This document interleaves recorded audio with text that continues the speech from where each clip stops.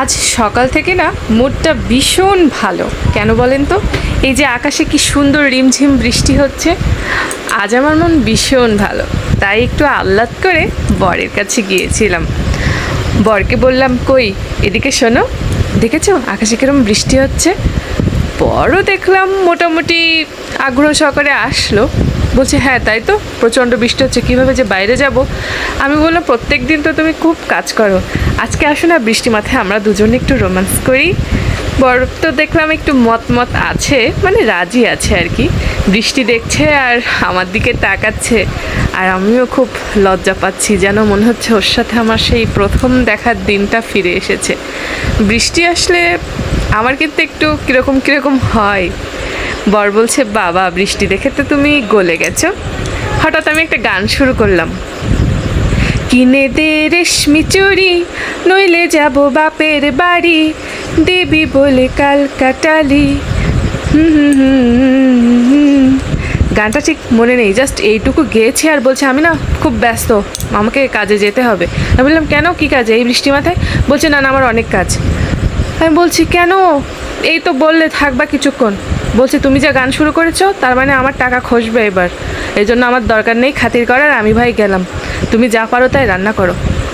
আমি বললাম দাঁড়াও, তোমাকে আজকে এমন একটা জিনিস খাবো না গলা চুলকায় মরবা। তাই নিয়ে আসলাম কচুর ব। বন্ধুরা, এই কচুর ব আমার তো ভালো লাগে, কিন্তু না গলা চুলকায়। আমি যতই সুন্দর করে রাঁধি না কেন গলা চুলকায়। ভগবান কখনো কখনো একটু মুখ তুলে চাইলে হুটহাট করে একদিন গলা চুলকায় না, কিন্তু প্রায় দিন এই বেজাতেই কচুর ব গলা চুলকাবেই। তো আজকে সেই বেজাতি কচুর বটা নিয়ে এসেছি, বরকে টাইট দেবো তাই। তো কচুর ব কাটতে ঝামেলা হলেও আমাকে অবহেলা করার ফলটা ওকে হাতে নাতে পাইয়ে দেবো। এই যে কচুর বগুলো দেখেন, ধৈর্য সহকারে মাথা ঠান্ডা করে কেটেছি, কেননা যেরকম পরিমাণ মাথাটা আমার ঠান্ডা ছিল সেরকম পরিমাণ গরম হয়ে গিয়েছে। আমি শালা একটু রোম্যান্স করবো বলে আঁকা বাঁকা করে কাছে গেলাম, ভুলক্রমে একটা পছন্দের গান ভুলভাল গেয়ে ফেলেছি। আর ও ভাবছে আমি মনে হয় কিছু চাচ্ছি তাই খাতির করাচ্ছে এইবার। এই দেখেন চিংড়ি মাছ নিয়ে আবার ছেলে কি বলতেছে, শোনেন ওর কথাগুলো। মানে বাপকা বেটা সিপাহি কা ঘোড়া কুছ নেহি তো থোড়া থোড়া। আমার মাথা ভীষণ গরম হয়ে গেছে। কচুর বটা এমন করে রান্না করবো না বন্ধুরা এই চিংড়ি মাছ দিয়ে, খেলে বেটা টের পাবে। আমাকে অ্যাভয়েড করা, আমাকে অবহেলা করা, আমার অনুভূতিকে নিয়ে খেলা করা। গোনো তো কয়টা মাছ? এই একটা আমার হাতে, একটা 1 2 3 4 5 6 7 8 একটা মাছ। ওইটা কি মাছ? জানি না কি মাছ। কি মাছ ওইটা বলো তো? এটা ভালো লাগবে। তাই লাগবে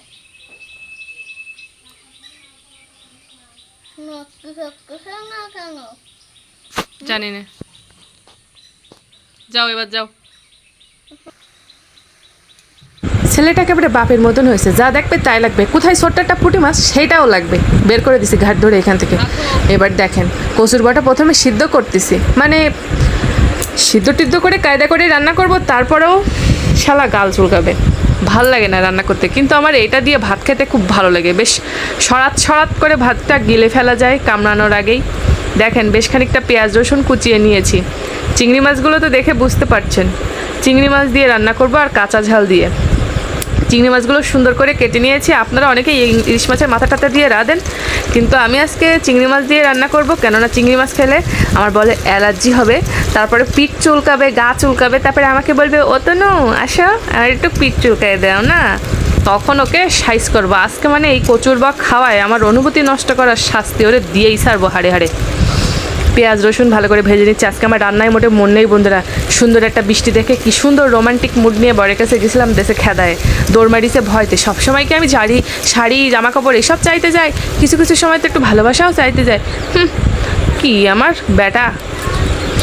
যাই হোক, এই যে দেখেন পেঁয়াজ রসুন আর ওই যে চিংড়ি মাছ ওটাও ভালো করে ভেজে নিছি, আর তারপরে এই কচুর বাগুলো দিয়ে দিছি। কচুর বাগুলো আমি একদম গলে গেলে একটুও পছন্দ করি না, একটু গোটা গোটা থাকবে, টিপবো নরম হয়ে যাবে, ঠিক আছে এরকম। তারপরে লবণ আর হলুদটা দিয়ে দিচ্ছি, আর দিয়ে আরও কিছুক্ষণ কষিয়ে সামান্য একটু জল দিয়ে দেবো কলসি থেকে, ব্যাস ঢাকা দিয়ে রেখে দেবো, জিরের গুঁড়ো দেবো, হয়ে যাবে। আমি কচুরবা নিয়ে অত ঝামেলা করি না, খুব সিম্পলি রান্না করি। এটাই যা সেন্ট বেরোয়, কাঁচা ঝালের গন্ধ, কচুরবার একটা এক্সট্রা গন্ধ, আমার হাজার গাল চুলকালো আমার না মনে হয় কি চুলকাবো আর খাবো, চুলকাবো আর খাবো। আমার খুব ভালো লাগে। আমার বাড়ির পাশে এক গাদা কচু বন ছিল, তা সেখানে এরকম কচুরবা হতো, সেই কচুরবাগুলো একটুও গলা চুলকাতো না। সে যে কী ভালো লাগতো। সেই কচু গাছগুলো আমার শাশুড়ি মাতব্বাড়ি করে সব তুলে অন্য জায়গায় পুঁতে দিয়ে এসে সে জায়গায় সব নষ্ট হয়ে গেছে। এখন আমার কচু বাগানে পুরাই মানে কচুই হয়ে রয়েছে, কিছুই নাই। কিছু কিছু সময় মানুষের মাতব্বাড়িতে আসলে অনেক ক্ষতি হয়ে যায়। আমি ওইরকম মাতব্বাড়ি করি না যে মাতব্বাড়িতে ক্ষতি হয়। বুঝদার মানে আমি অনেক কিছু বুঝি, অনেক কিছু পারি, এই মাতব্বাড়ি দেখাতে আমি একদম পারি না বন্ধুরা। আমি যা পারি তা বলি, যা পারি না তা ফট করে বলে দেয় আমি ভাই এটা পারি না। কিন্তু ওই যে মানুষ নিজের দাম বাড়ায় না, আমি এইটা পারি ওটা পারি, না পারলেও বলে হ্যাঁ হ্যাঁ এটাও তো আমি পারি। আমি ওই সব দলের মধ্যে নেই একদম। আমি পারলে বলবো হ্যাঁ আমি পারি, না পারলে আমি বলবো আমি পারি না, ঠিক আছে। যাই হোক, যারা আমার ভিডিও দেখতেছেন লাইক কমেন্ট শেয়ার করে দেবেন, ঠিক আছে। আপনাদের সাথেও কি এরকম হয়, বরের কাছে খাতির করতে গেলে এরকম খেদায় দেয়? আমার তো দেশে হয়ে থাকলে কমেন্ট করে জানাবেন। আর চ্যানেল কি সাবস্ক্রাইব করা আছে? হ্যাঁ, শুধু সাবস্ক্রাইব করেছেন বলেই তো সমস্যা, অল বাটনটা প্রেস করে দেন না, তাহলে এরম ধরনের যত ভিডিও আমি ছাড়বো সব মানে সবার আগে আপনার কাছে পৌঁছাবে। এতদিন মনে হয় ব্যাপারটা জানতেন না, তো ঠিক আছে জানাই দিলাম, করে নিন। আর আমি কিন্তু সামনে খুব সুন্দর সুন্দর ভিডিও আপলোড করব, আর আমার কাঁকড়ার ভিডিও তো ভাইরাল। যাই হোক, হয়ে গেছে রান্না, বরকে এবার গিলাবো, যত্ন করে গিলায় ওর গলা থেকে শুরু করে পা পর্যন্ত চুলকাবে। আর আমি আজকে চুলকানোর সময় ডাকলে মজা দেখাবো। জব্দ করার জন্য রান্না করে ফেলেছি বাগানে কসুল্লতির চিংড়ি মাছ দিয়ে রান্না, ঠিক আছে। ভালো লাগলে লাইক কমেন্ট শেয়ার, আর না ভালো লাগলে কি আর বলবো, যা পারেন তাই করবেন, আপনাদের যা কাজ। দেখতে কিন্তু ভালোই হয়েছে। টাটা।